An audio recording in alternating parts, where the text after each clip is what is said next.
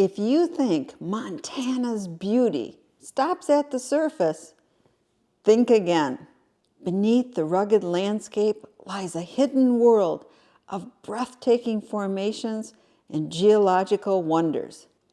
Join me as we descend into the Lewis and Clark Caverns, a stunning underground treasure filled with shimmering stalactites, towering stalagmites, and very narrow passages. This adventure is one you won't want to miss. So first, I have to clear up a common misconception.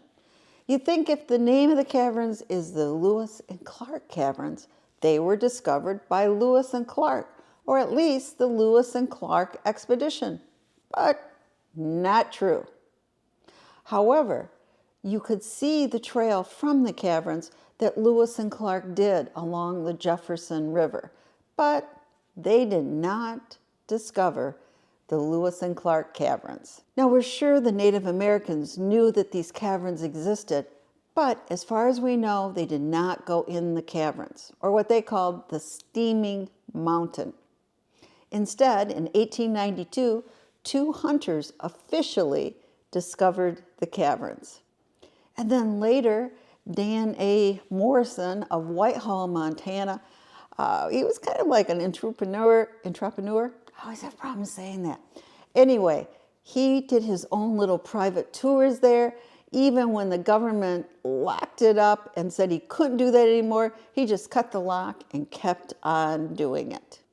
But in 1908, it was declared to be a national monument, and in 1936, it became Montana's first state park. So here's some helpful info to help you plan your visit to the Lewis and Clark Caverns.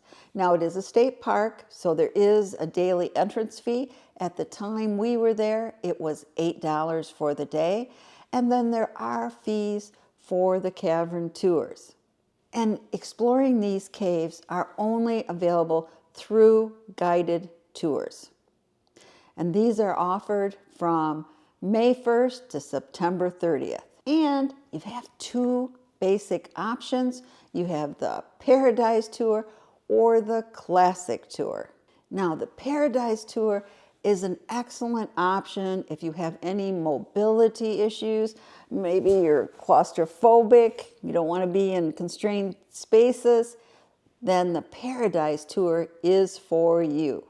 The route includes a 528-foot, relatively flat tunnel into the cave, and then you go out that same tunnel on your way out. It takes about an hour and a half for the entire tour. But if you do the Paradise Tour, I have to say you really are missing out on a lot of what is available in the entire cavern system. In that case, it's a much better option to do the Classic Tour. And that's what my cousin and I picked. Before we started the Classic Tour, we were briefed on some of the challenges. It is a more strenuous tour. It starts by you have to go up 3/4 of a mile uphill, 300 feet elevation. And you have to complete that walk within a half hour. Now, they say that most people complete it in 15 to 20 minutes. Well, my cousin and I, we were the oldest people on the tour. And I have to admit, even though, I wear my Fitbit, right? And every day for over a year before we took this trip, I walked at least 10,000 steps a day, which is equivalent to about 4 miles. So you think, hey, this uphill, no problem. Well, I did find it strenuous. I had to stop more than once on the way up, and I sure was glad it wasn't, an 85-degree day when we were going up that hill. But my cousin and I made it, and we made it in maybe 20 plus minutes, so we were fine, but it was much more difficult than I thought. But look at these views of the valley that we captured on our way up the hill. Once we were in the cave, we walked about a mile, We walked up and down, about 600 steps, I believe. And we had to do that duck waddle because, it was a low area, which, hey, being short, I'm only 5'1". It was an advantage on this tour, trust me. And there was even one spot, which they call the beaver tail, which we got down on our butt and kind of slid down and kind of pulled ourselves around because it was that low. I have to admit, that was a lot of fun. And the tour finishes with an easy half-mile hike downhill to the visitor center. Now that you've heard a little bit about our adventure, let me show you why this cavern system is so incredible.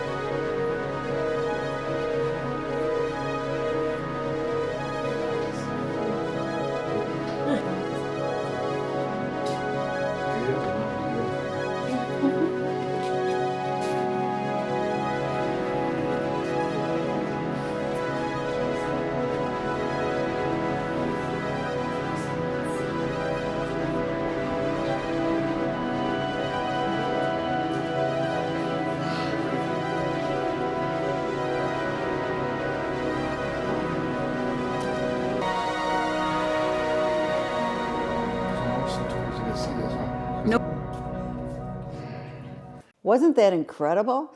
And the park itself is, I believe, 2,770 acres. I mean, it's a lot bigger than just the cave system.